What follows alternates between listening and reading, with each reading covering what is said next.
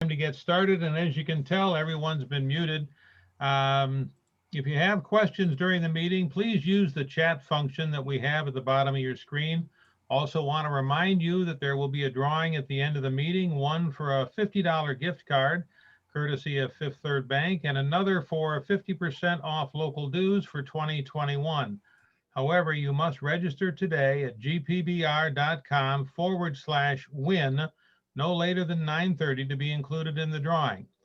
At this time, I want to turn the meeting over to Chase Wakefield, our 2020 Harper Woods Grosse Pointe chapter president. Chase?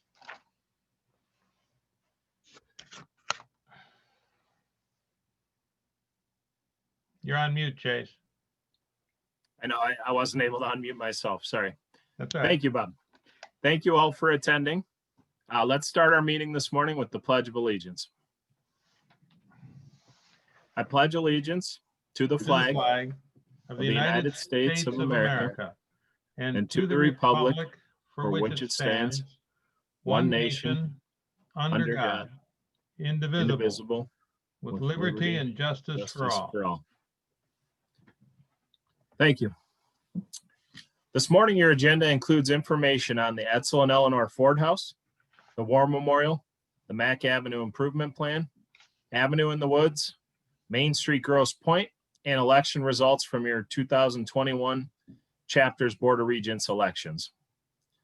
I also want to make sure I thank our corporate partners, whose names you've seen on the screen and still see on the screen, and today's event sponsors, Fifth Third Bank and Cutco Closing Gifts. We'll be hearing from them shortly. I think all of us will agree 2020 has been a year of firsts, giving real life meaning to the term uncharted territory. 2020 also saw your chapter identify liaisons whose job it is to attend scheduled municipal meetings. This has allowed us to become familiar with what is happening locally and paying attention in our local government meetings. And now they know we are paying attention, the elected officials in those cities. Hopefully this will give us a seat at the table as decisions impacting real estate are made into the future. Now, before we go on any further, I'd like to talk about the voting for our 2021 chapter regents. The voting concluded yesterday, and the results have Kevin Brennan and Donna O'Keefe joining the group as Realtor members. Welcome, Donna and Kevin. Jason Coletta was elected to be your affiliate regent, and Nathan Steiner selected to be your 2021 YPA. They will be joining, and in some instances, rejoining the following members of your Harper Woods Grosse Pointe Board of Regents: Michelle Augusta, Jimmy Saros, Joe Lito, Charles Krasner, Anne-Marie DeRozier, the 2021 president, and I will stay on as the immediate past president. In a moment, we're going to hear from Mark Hepner, president and CEO of the Edsel and Eleanor Ford House, which has undergone significant changes recently. Before we hear from Mark, however, I want to introduce Mark Stevens of Fifth Third Bank. Mark is vice president for Fifth Third and the area market leader with offices on the Hill. Mark? Hang on, Mark, you're muted there. Yes, I was muted. Can you hear me now? Yes, sir. Go ahead. Great. Thank you, everybody. We truly appreciate the opportunity to sponsor today's event and being part of the association. We want to provide the support for the industry, our community, and most importantly, be a value add to you and your business. You know, at Fifth Third, we stand firm against racism and inequality. We believe our actions, not just our words, must reflect our commitment to be part of the solution so that we can inspire positive change within our workplace and in our communities. You know, I want to segue into a program that's, you know, most lenders today would not focus on, and that's incredible programs for first-time home buyers. We have conforming product, FHA, VA, builder, non-conforming doctor programs to support every aspect of the buying community. But we believe this program, you know, is what starts the engines to get our first-time home buyers into homes so that people can can move up. I believe our team can and will provide your borrowers sound product advice, consistent communication, and be a tool that you all can use to continue to support your clients and expand your business. Now I'd like to pass it over to Pat Burns, who's going to talk about our 5-3 DPA. Great program, and take it away, Pat. Good morning, everyone. Fifth Third has a down payment assistance program that can also be used with FHA closing cost assistance. It's a forgivable grant gift by Fifth Third for purchase of property located in the states that you can see. It provides down payment and closing cost assistance, $5,000 for low income or low census tract borrowers, and $7,500 for low income and low census tract borrowers as well. Borrowers below 50% average median income would qualify, purchasing in low census tracts specifically, and they qualify needing down payment and closing cost assistance, but no assets are required. There's no asset requirements because the down payment assistance, the gift grant, it basically assists them. It can be combined with the FHA and other DPA programs that are approved by Fifth Third Bank and can be used to reimburse borrowers on charges paid outside of closing, like inspections and things of that sort. It's a great program, and it's something that's specific for Fifth Third. Thank you. Thanks, Pat. I just want to tell a quick story. About 2 weeks ago, we had a young lady buying a home, her first home, and the loan officer tried to see if she could qualify for our down payment assistance, and she didn't think that it would work, so she didn't pursue it. Took the application. We had to clear the loan to close. She was really tight. It was, every dime we could muster together to qualify for the loan. Well, when our underwriter cleared the file to close, he went in and really looked at her. And when he cleared it to close, he also added a that we were going to give her $5,000 down payment assistance. Now, she called me right after and said, do I have to pay taxes on that? And I said, well, I'm not a tax accountant. I said, but if you do have to pay taxes on it, it might be $500 and you're going to clear $4,500 that you don't have to. I don't believe there's tax. She would pay taxes on it, but I've never seen anyone more excited. The realtors were pumped. And it really made me feel good. And that's why we wanted to key on this product today. I don't want to go too long, but I thought I'd share that. Thank you all for your time this morning, and have a wonderful day. Back to you, Chase. Thank you, Mark. That is a good story. Thank you too, as Patrick as well, for presenting there. And thanks for being a sponsor of today's meeting. We're now going to have a series of presentations about transformations taking place within our community. For those who have questions, please use the Zoom chat function. We'll do our best to get to them if time permits after all the speakers conclude. For those of us who live in the Grosse Pointes, the Ford House is likely something we take for granted. However, designated a National Historic Landmark, the Ford House is visited by thousands annually from all over the country and beyond. With these major enhancements to the estate, it'll be an even bigger draw going forward. Here to tell us about the latest project at the Etzel and Eleanor Ford House is Mark Hebner, its president and CEO. Mark? Thank you so much, Chase. I really appreciate it. And I also want to thank Bob and Allison and Amy. You're a gem for your technology savvy here. Also, before I jump in, I understand, just to be very clear, that you guys are giving me Charles's time too. So I'm going to take all his time too. Well, there really is. There's so much going on in this community, and I'm really thrilled to be joining with Charles to hear more about what's happening there and the excitement. But to say transformations going on here at Ford House is really an understatement. I mean, it's an absolutely amazing time for this National Historic Landmark, and I'm really happy to share with you a little bit of what's going on. Normally, a presentation about our new visitor center, our new administration building, and the changes is probably about an hour program. We can really concise to put this down. So let's get going. I actually have a video I think was going to tell you a little bit.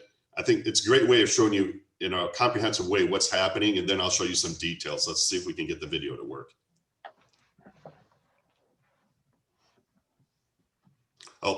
that's the next one. There we go. Thank you.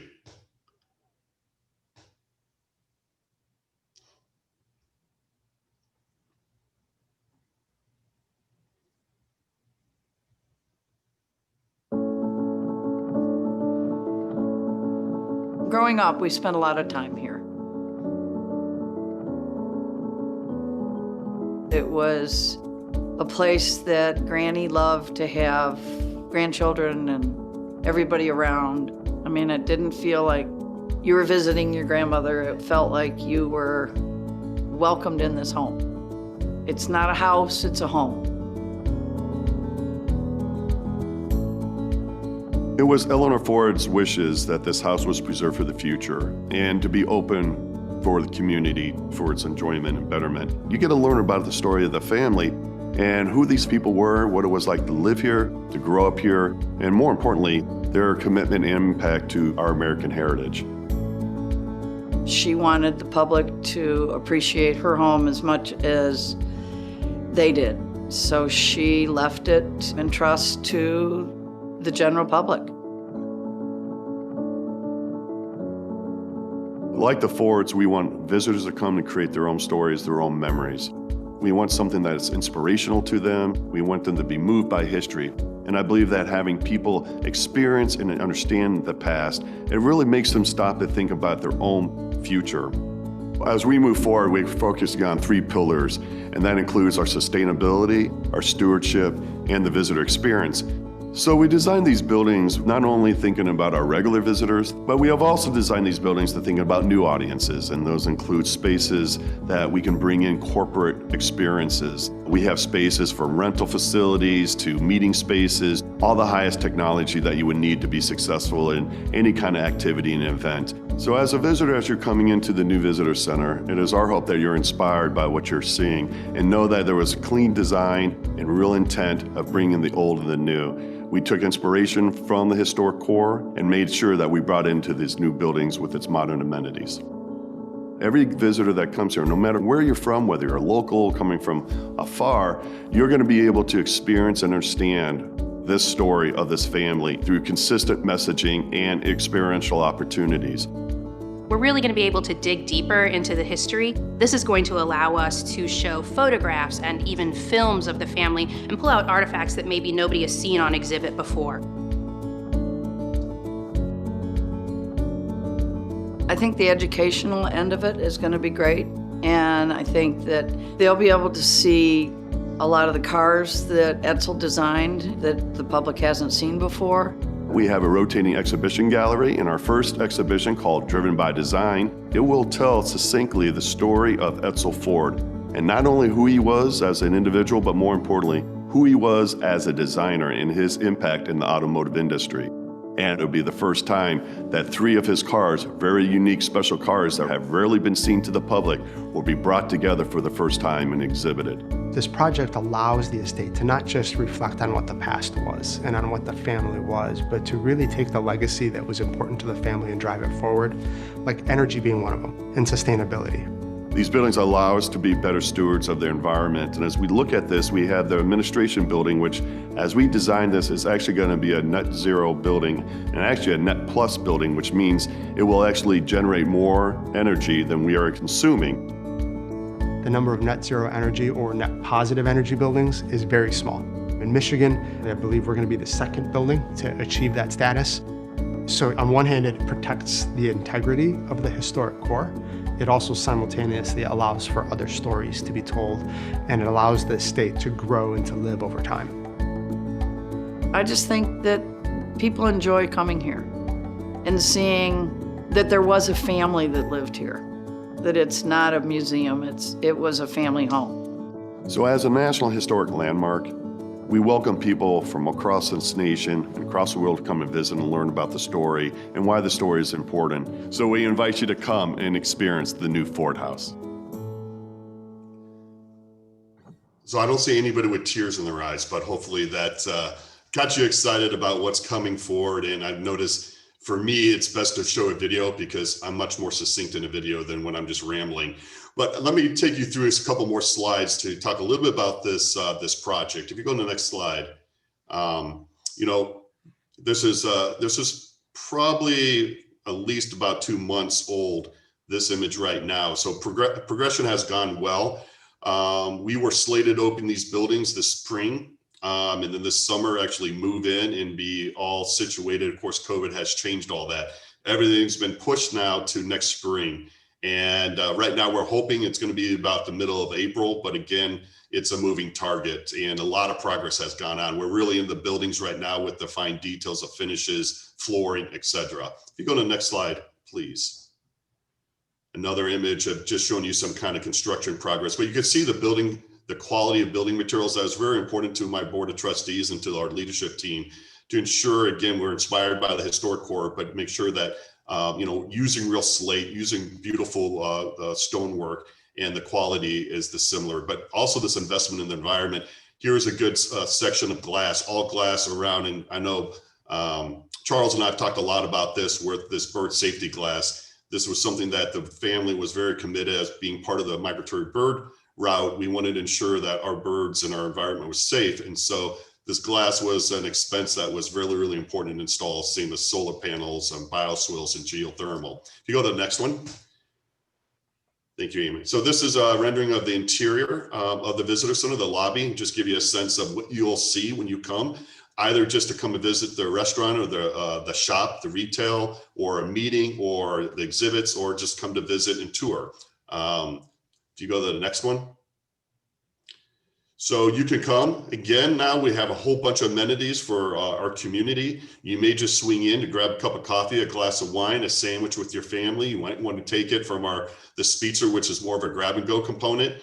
Or you may want to have a sit down formal dinner in this destination restaurant. If you go to the next slide, called the Continental.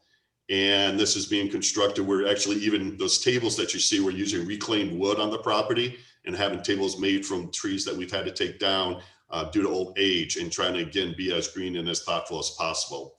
There's also beautiful outside seating. I think if you go to the next picture, I might have taken that one out. Oh, no. So this is one of our main rentals facility called the Lakeshore Room, go figure, which is up on the second floor above the restaurant. We'll seat up to about 200 people with absolutely beautiful views of Ford's Cove. And this could be divided as well into 2 separate rooms, and with a lot of breakout meeting spaces throughout the 2 buildings. If you go to the next one. And this is our educational classroom. Again, these are one large room, or could be divided into 2. There's actually going to be an outside patio with a tented area. So predominantly this is focused for our classrooms, our workshops, adult programming, but also will be available for corporate and any other rental facilities or needs if it's not being utilized too. So a lot of square footage. The visitor center is 40,000 square feet, and the new administration building is 17,000 square feet, to give a little understanding of the size and scope of these buildings. If you go to the next one too, please, Amy.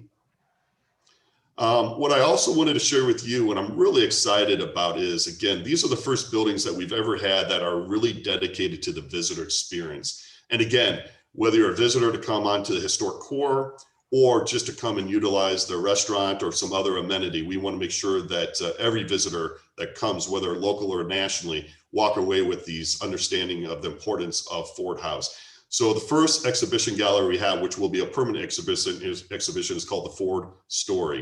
If you go to the next slide, just a couple of renderings. We're going to have great use of historic family film, photographs, objects, and a small amount of technology to make it very impactful. And I don't want to share too much, but I'm going to tell you, you will be blown away. And to be able to tell you, for all our visitors, the importance of this iconic American family has been so much fun. If you go to the next one, just recently I had a board meeting on September 16th, and I was showing them some of the components of this exhibition and some of the family films. And to realize for them that there are films that were filmed, from the 30s, 40s, 50s that they had never even seen of their relatives, and enjoying the estate, and just being people, and really humanizing them, was really enjoying. If you go to the next one, again, there's some technology components that you'll see is touch screens and digital scrapbooks, and some other fun components that will be really exciting when we open. The next one, I believe, is the other exhibit. And we have building this wonderful changing exhibition gallery, and with our first exhibit, which you saw a taste of, called Driven by Design, and really focus on Edsel Ford, And so we can tell everybody that he is not Henry Ford, and Henry didn't live here, who he was, but also his significant impact here locally, but also nationally. And I'm really excited about this. And we have a small little video here just to kind of tease you about some of the cars in this exhibit. So if you can go to the next one, Amy. Hopefully this one, there we go.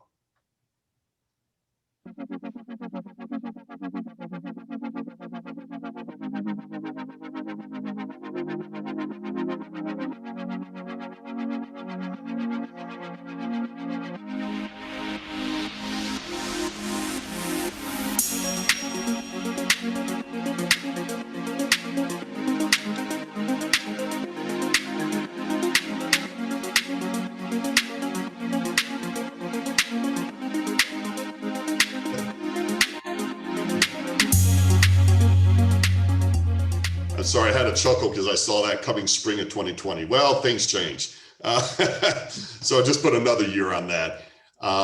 If you go, yeah, and so again, the focus of this exhibition, and this will be an exhibition gallery, this will probably be here for about 2 years. After that, we'll be changing exhibits throughout the year and on the calendar year with a really robust exhibition gallery schedule with programming. And some of them will be national traveling exhibitions. Some of them will be local exhibitions, partnering with our friends in this community as well. If you go to the next one, again, just some images of what this will look like and some early renderings. And you can go to the next one. And this was going to blow your mind when you see that screen. There's a whole wall of that exhibit, that one right there. And again, I don't want to tease too much, but that's all a digital panel. That's going to be really fabulous. And the last, I think this might be the last image I might have, is this. We also built into this a community art gallery called the Teak Gallery.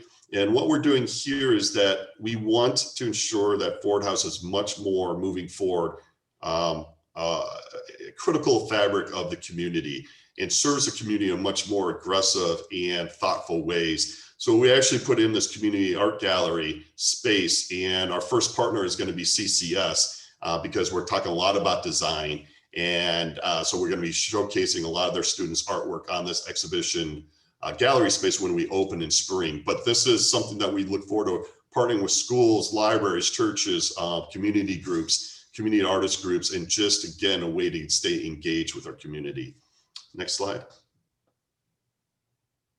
Oh, the administration building. Again, what's really excited about this, we're relocating all our offices of our staff from the historic core and moving them into this new 17,000 square foot building. If you go to the next one, I think is a picture of the construction.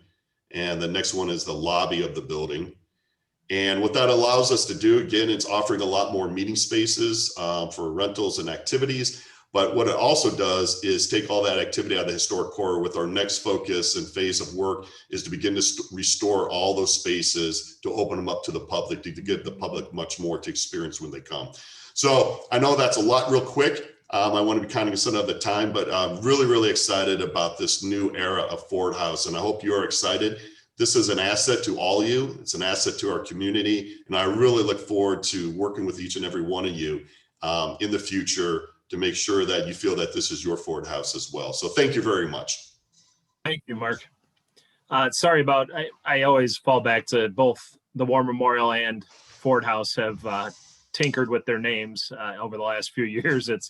It's hard for a middle-aged man like me to kind of get a hold of those names and Understood properly. But thank you for being with us here. If you travel 5 miles south along Lakeshore Drive, you'll find yourself at the new War Memorial. Originally a private home, the War Memorial is a legacy-filled institution with a re-energized determination to make a difference.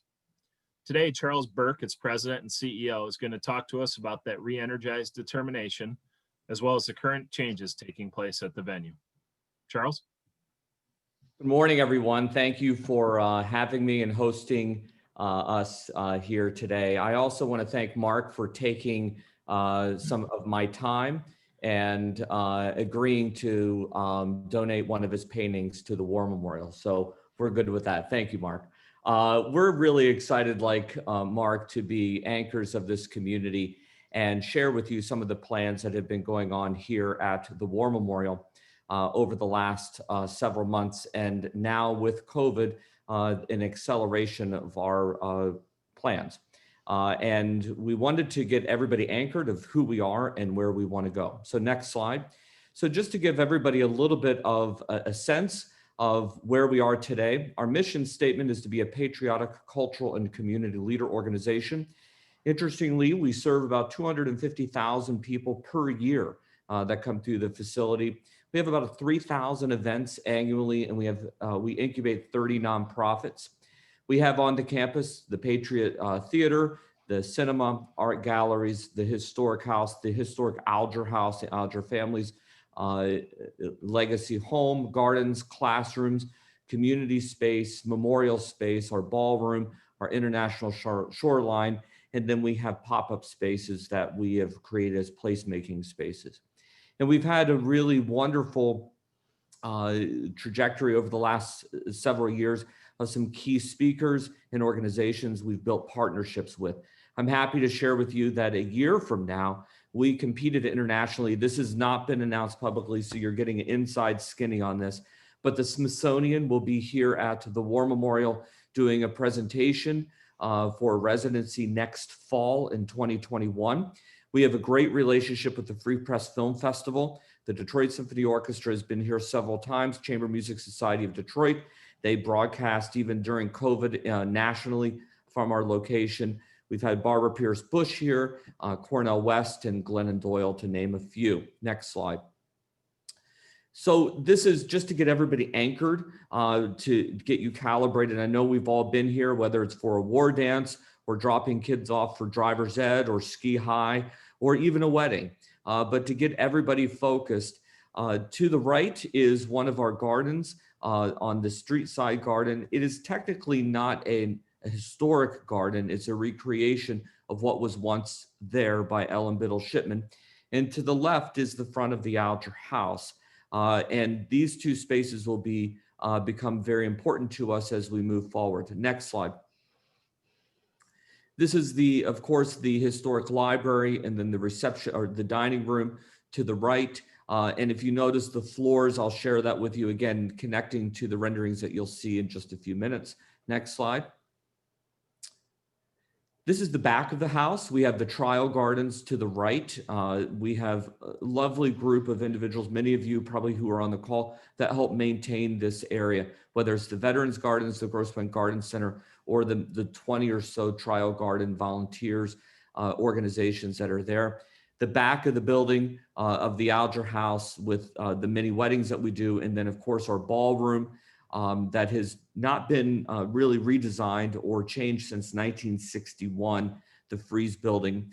And this is the target of many of our renovations and addition that we're adding in a few short months. And then finally, the next slide.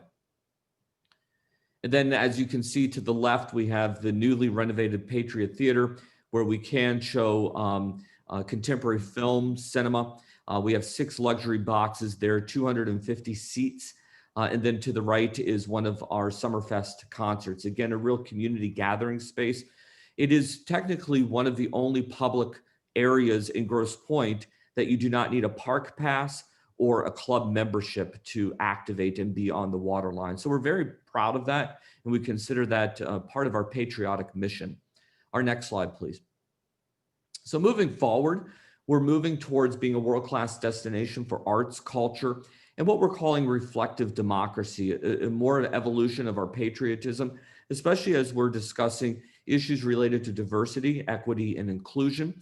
The new building that you're getting ready to see is a 25,000 square foot addition. We fit squarely right in between the new visitor center at the Ford House and the administrative wing there, which I can't wait for everybody to see. It is truly remarkable, the scale and the quality of work that Mark is leading there. Our architect team is Rossetti, downtown Detroit. The original concepts were developed by members of the Alger family of Triba Architects in Denver, Colorado. And then Matt Rossetti, who lives in Grosse Pointe, took over that project. And then Frank Rewald and Sons is our construction team. Interestingly enough, they're the ones leading the Ford House. So as soon as they get done, they're going to pack up and just jaunt down the road for us. And We are really anxious and excited about transformation of the waterside grounds, as you'll see, into a true public park anchored by art, nature, family, and the water shoreline. And then our goal and long-term is to convert the Alger House and the education wing into a regional art and community destination. In many ways, we've been doing that with our partnership with the Grosse Pointe Artists Association. They have their home here, as long as the Family Center has their home, the Grosse Pointe Garden Center and Grosse Pointe Driving School. So the next slide. So I'm going to take you into our renderings. These are the exterior renderings. Next slide. So this is a new entrance to the War Memorial. To the left, you'll see there's a walkway where people can walk from the street and be connected and walk from the neighborhood into the new facility. To the right is the new 25,000 square foot addition, wrapped in Indiana limestone and really pillared in a way that's reminiscent of many of the monuments that you see either in Washington or New York. And then the left-hand side, you can see the green building is the current media wing or education wing that we are wrapping in a commercial grade vining to really allow the house itself, the historic landmark, to stand alongside itself. And you'll see the scale of the two with the new contemporary building to the right next to the building to the left in a moment. Next slide. This is the entrance. As you see, again, we have a large set of glass. It is 25 feet tall, each section of glass, 9 feet wide. And the pillars that you see are actually the same dimensionality of the angles of the Italian Renaissance home, of the Alger home. The gardens to the left will be a recreation of the Ellen Biddle Shipman Gardens that once stood to the right in that space. Next slide. When you enter into this space, you will be able to see all the way down through the water line, and you will be able to walk all the way to a new deck that will be alongside the ballroom. To the right, once you enter, there will be a reflective space, and that will be a reflective space of democracy. So you'll see that in just a minute. But again, a much more contemporary space inspired by the Italian Renaissance that's been benchmarked from locations from around the world, and then left again at the gardens that you see, with the building being wrapped in a vining system to allow the house to stand on its own. Next slide. On the water side, where you see the boxes below the current ballroom, that is actually a ballroom terrace overlooking the grounds, overlooking the gardens, and overlooking to the left a walkway and essentially a boardwalk that allows people to enter into the building, walk all the way down to the water, and enjoy the shoreline. We will still be able to have concerts, but we've essentially established 2 concert areas or 2 event areas. The stairs to the right with the historic house, but then to the left with the patio that overlooks this space. Next slide. And then from the water, you can see the scale of the house, how it's presented. To the left of the slide, where it's a light grayish green, that is actually a permeable surface where we can still get trucks and loading in the back, but it's a permeable surface to deal with some of the water shoreline issues. Again, patrons will be able to walk all along the waterside park here and then enjoy all the gardens as well at the same time. Next slide. The interior view, and you can click to the next slide. The interior, when you enter, is a grand memorial colonnade.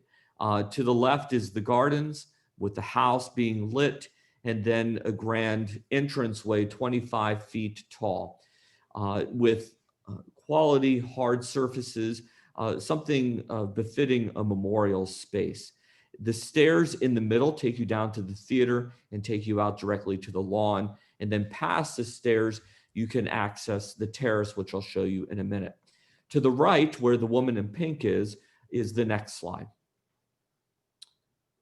So immediately to your right is a reflective space. We've gone through a journey to really talk about what patriotism means, not just the walls in the historic Alger house, but having that reflective space, much like a chapel that you have in a cathedral. The square in the middle is actually a fountain with the oculus, very reminiscent of something you would see at the Pantheon. And to the left on the stone wall, we will have a contemplative saying inscribed there for everyone. Next slide. Immediately adjacent to that is a new community room. We, through our study, actually understood that we have about a 45% to 50% utilization rate of the historic Alger House in any single day. We need to reduce that. So we're adding this square footage. It's a community room for usage of all types of groups to minimize the foot traffic on the Alger House. Additionally, the Alger House has 2 commercial kitchens, one on the other side of the Alger House and then one on the Frieze building side. On the left-hand side of the screen, we will have new kitchens, new back of house to minimize the amount of foot traffic that goes between the campus on either side. To the far end of this room is actually the reflective space, that chapel space, if you will. And the floors that you see are actually, they are going to be the exact same floors that you see in the house that I shared with you before. They are a quarter sawn oak. The ceiling in this room and then the new ballroom actually is an homage to Ellen Biddle Shipman's gardens. If you were to take the gardens and put them on the ceiling, this is an outline of all the garden shapes that were once in this vicinity. Next slide. This is the new lobby space. The community room is to the right and the ballroom is to the left. The glass walls that you see have been changed out. There'll be a wood warmer tone with antique brass. To the far end is one of our statues that will be a focal point. And if you turn immediately behind you and look all the way back, you're in the library. So that gives you a sense of direction. We have a whole new set of restrooms, more than enough to adequately service our patron base. Right now, the ballroom only has 2 restrooms for the females and 2 toilets for the men. So it's really underserved. And again, this goes back to much of our deferred maintenance that we needed to look at.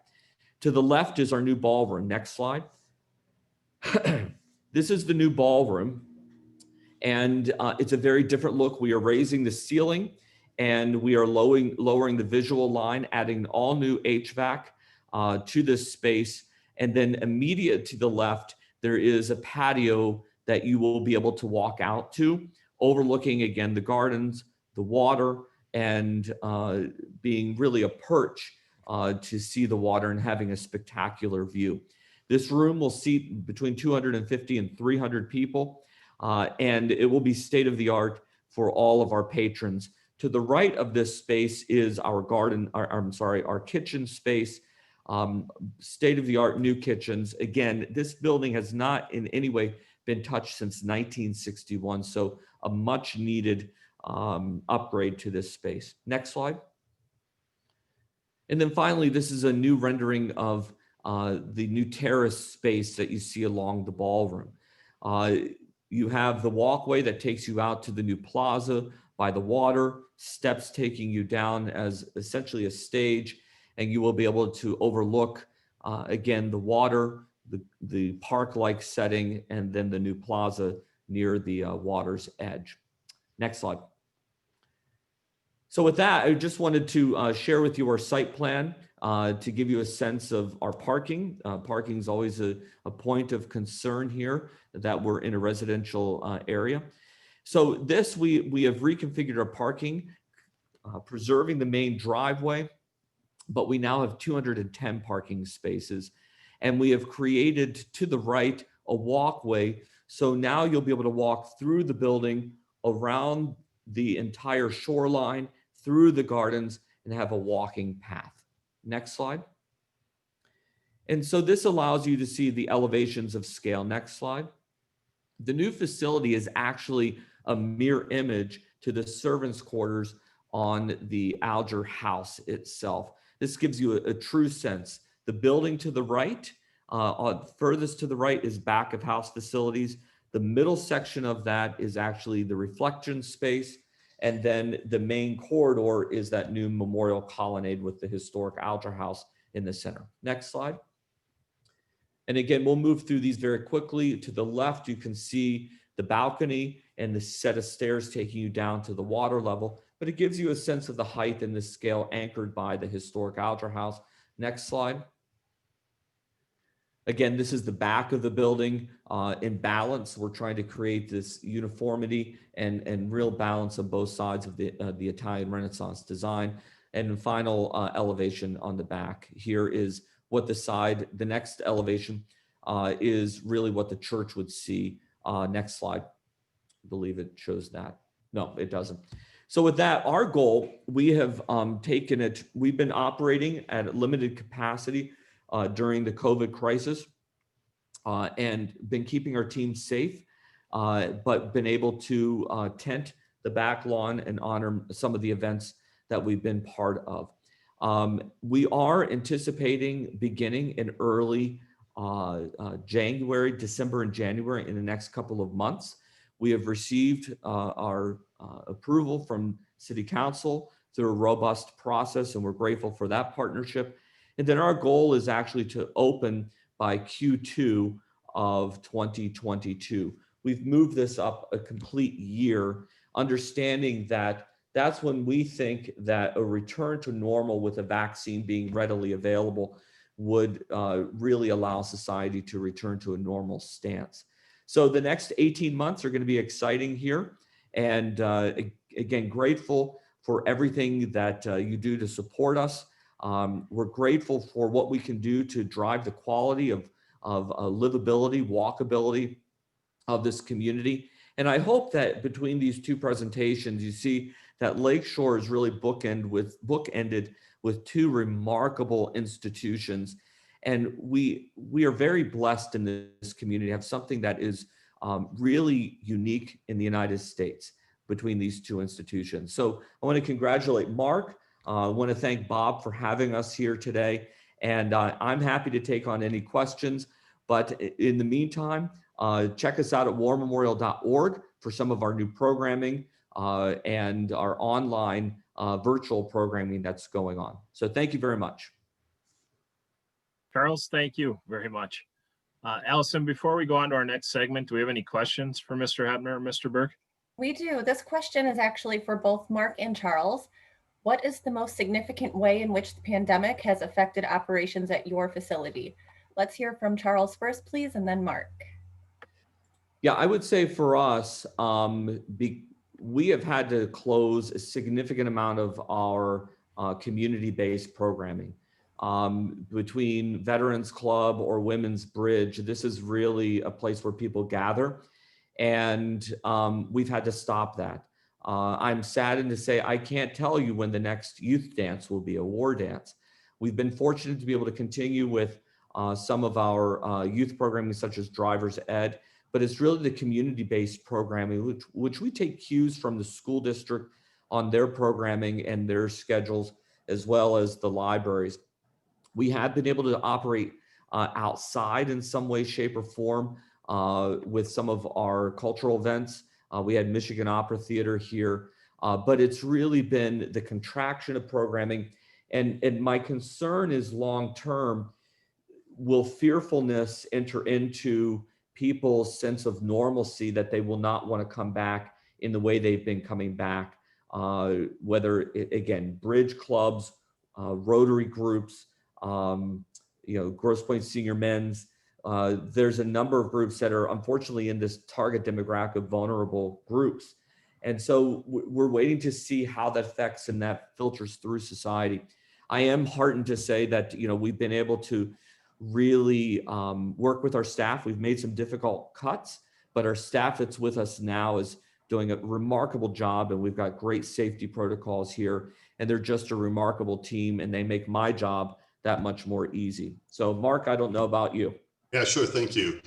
And it's a great question. I think, obviously there's the obvious impact of the pandemic has had with Ford House, and that being 2020 was this honestly, this reimagined launch year, I mean, it was going to be the transformational year with these new buildings, new identity, reorganization, realignment, re-engagement. And so all that's been, not that we stopped, but we had to put a lot of that on hold. So there's that initial disappointment that we couldn't do a lot that we wanted to do, but we'll do it again next year. But this year, we've had to pivot, just like all our colleagues and just like Charles. We had big partners like the DSO, which is a major big event. Obviously, we could not do that. Eyes in Design, we could not do that. So we worked with our partners, though, because we, like Charles, we're committed with these partnerships and collaborations, and we wanted them to still go forward in some capacity. So we don't want to lose that momentum and lose those partnerships.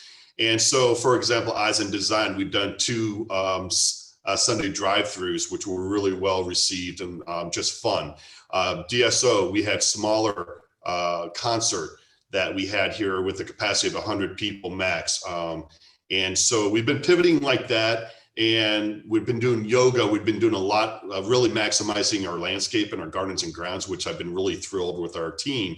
The buildings still remain closed to the public. However, we are open to the public for grounds tours, self-guided experiences, lots of programming.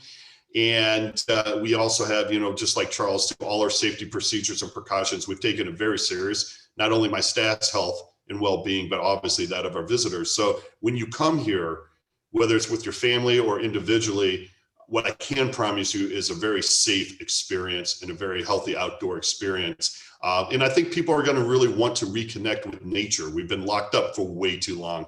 And so I think we, both the War Memorial and myself, we have something great to offer our community, is that, we have this this oasis in this community during this pandemic, which I think is a fantastic. And you're going to think like I queued this up. I promise I didn't, but I was reading the Grosse Pointe News just today, and I'm a little behind. One of the things I'm most proud of is that our team, I had a meeting with our education teams and thinking about what do we do, again, be more of service, which we maybe have not been as much in the past for our community. I challenged my team and I said, there's a lot of parents who all of a sudden find themselves having to be teachers at home. And I have a wife who's a teacher. Teaching ain't easy. And a lot of us are not good teachers. And can we make that life a little easier for them? And so my team got together, and there's a great article in Grosse Pointe News, how we, with the support of the Ford Motor Company Fund, put together these wonderful education kits that you can come as a parent, and the children are free. And I think it's $5 as an adult to come, but what you get is this unbelievable educational package based on the age of your child, with the whole platform of curriculum-based activities. So you don't have to do the hard work. We did it for you. You come, you hand this to your children, you go having experiences out on the gardens and grounds. And I think that thinking like that moving forward for us is really important. Again, how to be of service, how to make life easier, and how to be a resource. So it's forced us to be creative, and I love it. And our staff, like Charles said, Charles and I, we often get the kudos, but we don't do any of this. They're doing the hard work, and it's fun just to see them grow and to pivot and be really creative and entrepreneurial. I just want to remind Mark that the paper came out last Thursday. I'm really behind. Thank you both. Unfortunately, time constraints won't allow for much more questioning. I do have a comment from Priscilla McCarthy at Coldwell Banker Weir Manual on the Hill. She says, Mark, thank you for your ongoing commitment to Eyes on Design. And to our audience, if there are any additional questions, please enter them in the chat and I will happily send them off to Mark and Charles. Again, thank you both, Mark Hepner and Charles Burke, for taking the time to be with us here. It's one thing, like Mark just referenced, to read these things in the paper. It was really exciting to see them come to life here. It's different than looking at the blueprints or the bird safe glass in the paper. This took on a whole new excitement level, at least for me, hopefully for others as well. So thank you guys. So we also have people. There are several other exciting projects taking place within our chapter area that we'll be hearing about, and we'll be hearing about those shortly after a word from another one of today's sponsors. So please welcome Luke Sasek of Cutco Closing Gifts. Hey, good morning. Grosse Pointe Board of Realtors, Harper Woods. Super excited to share with you all the successes that our agents who are using the Cutco Closing Gifts program are having with giving away our gifts in their business. many real estate agents give a gift of some sort at the end of the transaction, whether that's a bottle of wine, a gift basket, gift card, decorations, doormats, door knockers, pictures, paintings, coasters. I'm not here to say that if you're giving one of those things that the gift that you're giving is bad or wrong, because any client will appreciate any gift that you give for them because they're getting it for free. The challenge is what happens to most of those gifts after you've given them. Your client eats them, they drink them, they spend them. There's no daily reminder of who their realtor is over the next 5, 10, 15 years. So if you have Cutco, if you've used it at home, or if you've given our gifts before, go ahead and type in the chat box how long you've had it, what you like about it. Maybe share a story if you would. And one thing you'll notice and find in common with all the answers coming in is that it's something that people remember and it's something that people use. So any gift you give to your clients should be long lasting and useful, or else you're pretty much just spending money that's going down the drain. And another thing about that is there's a limit to what you can spend on tax deductible client gifts in your business. And according to the IRS, that limit is only $25 per client. With Cutco, since we engrave your information, your name, your cell phone, your logo right on the blade, it's 100% legally tax deductible as marketing or advertising. So it goes under a different category on your profit and loss report than closing gifts would. Also, another thing is when you think about the most used room in the home, what do you think of? It's the kitchen, right? So this is out, it's being used. That's why we have the red handles, because they stand out. So if people are having people over for a holiday party or entertaining and somebody asks about the red handled knife, then boom, that can spark a conversation about you and your business to where you might get that referral later on down the road. And the last thing is there's no other client retention system you can put in place for your business that keeps your name in front of your clients every single day. So when you add that up over 5, 10, 15 years, that's thousands of times that your clients are seeing your information, and all you had to do was give one gift. So that's why this is such a great system in place for giving gifts in your business. Everyone could use a good knife in their kitchen, wouldn't you agree? And people are home and cooking now more so than ever. So what better time to invest in yourself, invest in your business? And our gifts start at $100, they go up to $300. We can send you a year's supply or a half-year supply, bill you over 6 or 12 months. There's no interest, and then you still get everything right away. And what I'd like to do for the Grosse Pointe Board of Realtors Harper Woods chapter this morning is for the first 5 agents to place an order after this Zoom meeting.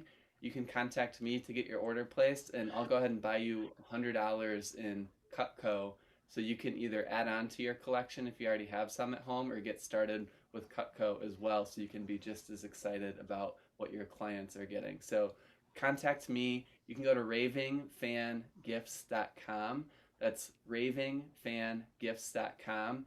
Fill out the contact request on the website, and the first 5 agents this morning who place an order will be able to take advantage of that deal. And I look forward to speaking with many of you here shortly.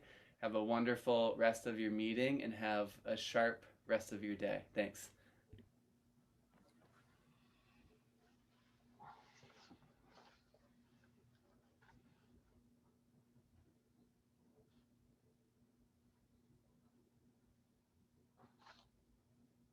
The Eastside Community Network, who we heard from earlier this year at our February membership meeting.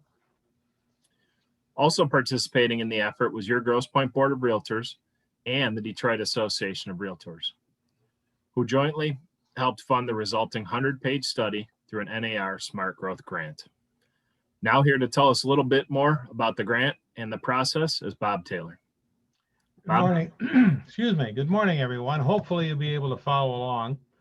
Over 2 years ago, Mark Hoffman, as a member of our Community Outreach Committee, brought to the committee's attention a detailed study generated by the Eastside Community Network, also known as the ECN, in collaboration with others regarding Mack Avenue from Connor to Cadieux. The study looked at real estate and its usage in both Grosse Pointe Park and the city of Detroit. This eventually led to a collaborative meeting between the ECN and the GPBR. At that time, it was shared that a second study was being conducted from Mack from Cadieux to Moross. The driving force behind the second study were the cities of Detroit, Grosse Pointe Farms, and the ECN.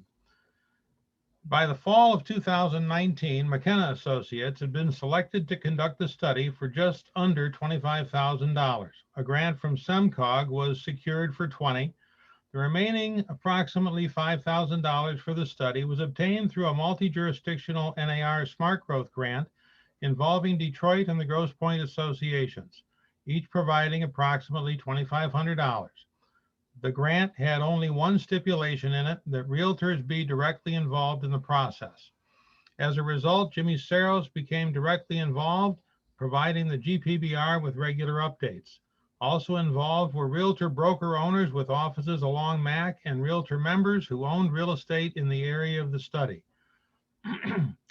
The goal of those involved was to develop recommendations regarding land use, zoning, economic development, and in a collaborative fashion, a positive vision for the future of the venue.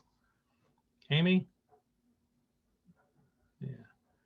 Okay, and then next slide. Public engagement drove the process using a combination of public workshops, businesses, surveys, and an online idea wall. The key findings from all three identified the great potential for the area and key positives like stable neighborhoods with affordable housing, access to parks, churches, schools, and grocery stores. It was also noted that the corridor sends mixed messages to those who use it.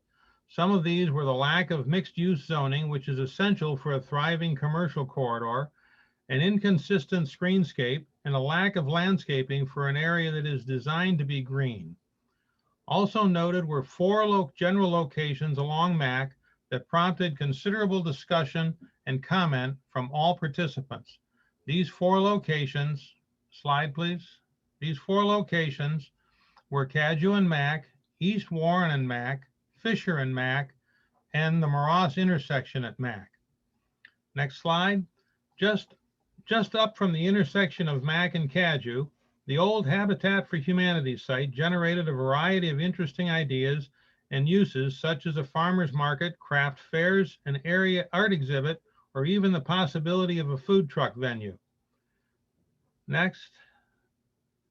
The vacated dealership site at Fisher and Mac was thought to be a great location for restaurants, retail, a fitness center, and definitely needed better crosswalks and street traffic signage. Next slide. East Warren and Mac was found to be an important intersection which could be critical in uniting the communities, but currently is difficult for cars and pedestrians. Suggestions included the development of the Bank of America property, closing off Antonoli to through traffic, and providing better accommodation for all transportation modes. Next slide. Generating perhaps the most discussion was the intersection of Moross and Mac. It is a key gateway to Mac Avenue, but has safety and traffic issues. The idea of a roundabout, while the best solution to increase the turning radius for trucks and emergency vehicles, raised other concerns. Nonetheless, it seemed to present the best alternative for addressing safety and could offer a great opportunity for both gateway signage and public art. Next slide. The last section of the study deals with implementation and calls for collaboration and leadership from all stakeholders. The result was a desire to see improvements where possible, uniformity in these 6 areas: policies or ordinances, economic development, branding and identity, zoning and urban design, street improvements, and streetscaping. Last slide. What happens next requires leadership by those who can assemble a diverse partnership, not beholding to any jurisdictional entity, and who are concerned about how the land can be best used to serve the needs of the people who live and work in the area and those who visit the area frequently. And with that concludes the presentation. Thank you for your time. Now turn the meeting back over to President Wakefield. Thank you, Bob. Hopefully you remember me there. Now we'll hear from Donna O'Keefe, who'll be providing us with a brief update on Avenue in the Woods project. And also Bob Taylor will discuss the newly organized Main Street Grosse Pointe project. Again, if you have any questions for either of these presenters, please use the chat feature on Zoom. Donna?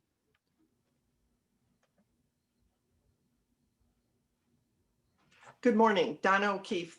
This is Donna O'Keefe, Johnstone and Johnstone. I'm one of the founding members of the Avenue in the Woods Business Association that we founded approximately 2 years ago. Things have slowed down a lot on the Avenue in the Woods since COVID started. Many of our projects have been put on hold. Our spring promotion of Hop Down the Avenue was canceled because of the business being closed. It was extremely successful last year in having people go down the avenue and come in to visit a lot of our businesses. Another project that was put on hold was the purchase and sponsorship of new benches for the avenue. This was part of the 2020 vision plan of Grosse Pointe Woods for overall improvement of the looks of the avenue. We had been talking with the city in February of purchasing benches and then purchasing benches and some sponsorships for the remainder of them from our local businesses. With so many businesses closed or operating at partial capacity, we really felt we needed to wait to ask them to sponsor a new bench. The city also wanted to wait due to budget constraints. Next spring, we're going to readdress this along with new bike racks and trash cans. It's been many years since there was a sidewalk sale on Mack Avenue. The Avenue held a very successful sidewalk sale in July. We received great exposure on Channel 7 News for our event. In the spring, our members planted flowers around all of our Avenue in the Woods bannered light poles. And this last week, we just changed everything to fall decor. And come December 1st, we will be changing our banners to a winter themed banner. There will be no autumn adventure promotion like we had last year, another one of our successful promotions. Instead, we're encouraging businesses and homeowners to participate in the Grosse Pointe Woods Scarecrow Contest that's open to businesses and residents. So they are asking everybody to submit pictures, and we're hoping to get a lot of businesses just to create some interest to get people walking down the avenue. We had been working with the city on improving the parking meters. Too many of the meters are 1 hour and they needed to be changed, especially in front of the salons where people need to go in for more than an hour. The Department of Public Works has recently changed many of the meters in front of the salons and spas to 4-hour meters. We are still open to businesses letting us know if they need changes, and we will pursue this with the city. The proposal for pre-parking for 2 weeks prior to Christmas has been submitted to City Council for approval. Last year, they approved 5 days at Thanksgiving as a test. The city was worried that free parking would be abused by the employees and their customers would not be using it. We did not get a single complaint during that 5-day period. So we're hoping to get the 2 weeks prior to Christmas this year approved, and that's before the council on Tuesday's meeting. We're also encouraging any of our members to participate in the Chamber of Commerce Gingerbread House Contest. They are going to provide an app, I have been told, with where the gingerbread houses are, and this will help encourage people to wander to the avenue, the hill, the village, and take a look at our businesses and see the gingerbread houses in the windows, similar to what they did with the dogs, the frogs, and other things in the past. Chamber bucks are a great idea to help the local businesses and to encourage people to shop local. So I'm encouraging our businesses, we're trying to get our businesses to participate, that they'd be participating members.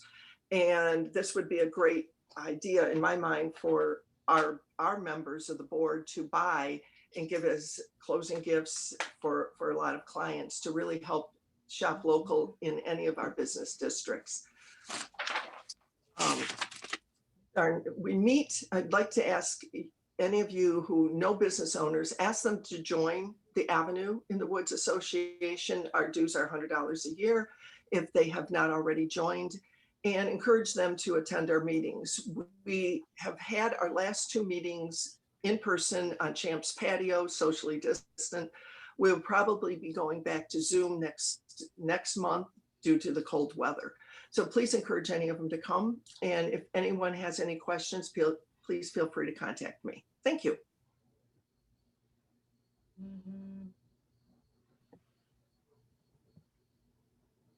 Thank you, Bob. It's now to you. Okay, thanks, Chase. Hello again. A movement committed to strengthening communities through preservation-based economic development in older and historic downtowns, neighborhoods, and commercial districts. That is who Main Street America is, and for 30 years, they have assisted over 2,000 communities. In so doing, they have brought economic vitality back to downtowns and brought communities together. This is accomplished using places of shared prosperity, equal access to opportunity, and inclusive engagement. In our state, through Main Street, Michigan, cities such as Boyne City, Grand Haven, Owasso, Lansing, and Saline have successfully completed the 5-year process once selected to become master program communities. Only selecting a maximum of 3 applicants yearly, in the spring of 2020, the city of Grosse Pointe became one of only 2 applicants making it to the select level of the process in Michigan. The selection by Grosse Pointe capped a 1-year process, which began with a visit to Howell in 2019. At that meeting, there were more than 12 communities represented, with the largest representation being from Grosse Pointe. Included in that group were municipal elected officials, staff, representatives of the Chamber of Commerce, and the Grosse Pointe Board of Realtors. From that meeting early in 2019 and over the course of the summer into fall, monthly meetings comprised of business owners, property managers, and other stakeholders like the Chamber and the GPBR met. The result was an application to Michigan Main Street in December. As a select community, Grosse Pointe now begins a long journey. First step in that journey includes the establishment of an advisory board independent of the city, the hiring of an executive to lead the effort, and a budget of approximately $150,000 a year. It is expected that the money will come from a business surcharge within the city's Downtown Development Authority, public donations, grants, and money voted on by the city of Grosse Pointe. Appointed to the advisory board, GPBR will be represented by Alexis DeLuca, your 2020 president-elect. Since the process began 18 months ago, GPBR has been directly involved. As the efforts of Main Street Grosse Pointe continue, the GPBR will be at the table and able to report back to the board of directors and the membership on its progress. Thank you. Thank you, Bob. And thank you, Donna. Looking forward to that Main Street project. It's been a long time in the making, and it has the potential to really strengthen the village. And I'm excited to see what happens with that. And I'm very excited that we can be a part of it as a board here. So glad Alexis is involved. Now for some closing remarks, followed by the drawing for the $50 gift card, courtesy of Fifth Third Bank, and the drawing for half off 2021 local dues. Here's your 2021 chapter president, Anne Marie DeRosier.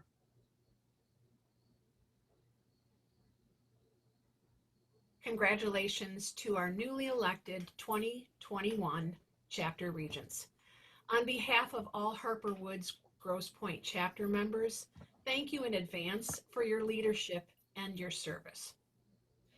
We've accomplished a lot of great things this year as a chapter, and we look forward to a very busy and productive 2021. Here are some programs and events coming up before the end of 2020. Our final 6-hour Con Ed class, get your pencils out, taught by Jack Waller, is on October 26th. Registration is still open. Act now to reserve your place. October 26th. A virtual craft cocktail benefiting RPAC 2 is planned for October 28th. October 28th, please save the date and stay tuned for more details. That's October 28th. Our association annual meeting will be held virtually on the morning of November 4th. Tune in to hear the results and the announcements of our 2021 Board of Directors election and much more. A military relocation professional, also known as MRP certification class, taught by yours truly, is scheduled for November 9th. Register in advance at gpbr.com. That's November 9. Our annual installation and holiday reception will also be held virtually this year. Save the date of December 9 and keep an eye out for more information. That's December 9. Monthly updates from our affiliate members will continue on the first Thursday of each month via Zoom. I don't know if you've had the pleasure of tuning in, but chock full of information and good fellowship. So that's the first Thursday of each month via Zoom. Likewise, the monthly roundtable luncheons will continue virtually on the second Friday of each month. Join in for great information and to stay connected to your Grosse Pointe Board of Realtors colleagues. That's the second Friday of each month. Finally, thank you to all of today's sponsors, all of our corporate partners, and to all members in attendance for being here with us today to support and celebrate our chapter. Together we are better. Thanks. Before we get to the draw, I'm sorry. Before we get to the drawings, please remember to support the funding for Harper, our guardian angel medical service dog named for the city of Harper Woods. Your contribution will save a life. Our first drawing is for a $50 gift card, courtesy of Fifth Third Bank. The winner is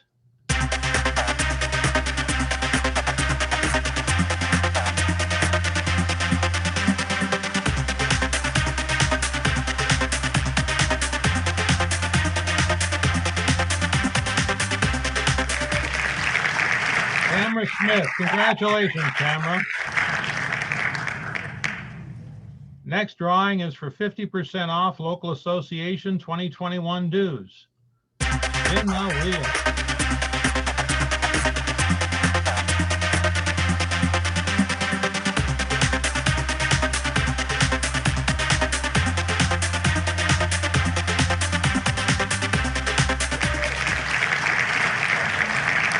Danielle, congratulations. Congratulations to our winners and thank you for being a great chapter. Reminder that you can stick around for networking until about 10:30.